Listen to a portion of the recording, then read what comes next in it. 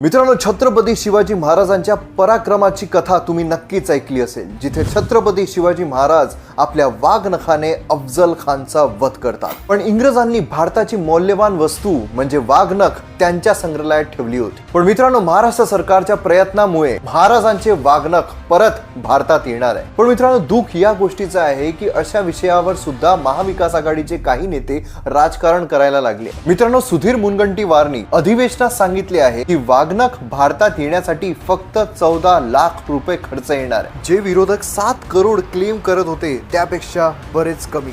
मित्रांनो, जेव्हा महाराजांचे वाघनख व्हिक्टोरिया आणि अल्बर्ट म्युझियम मध्ये नेण्यात आले तेव्हा त्यांचे प्रदर्शन भरण्यात आले होते. मित्रांनो, पुढारीचे माजी संपादक श्री प्रताप सिंग जाधव हे वाघनख महाराष्ट्रात यावी यासाठी 1971 पासून प्रयत्न करत आहे. त्यांनी त्या काळच्या काँग्रेसच्या मुख्यमंत्र्यांनाही कित्येकदा विनंती केली होती, पण काँग्रेसने ते कधीच स्वीकारले नाही. मित्रांनो, छत्रपती शिवाजी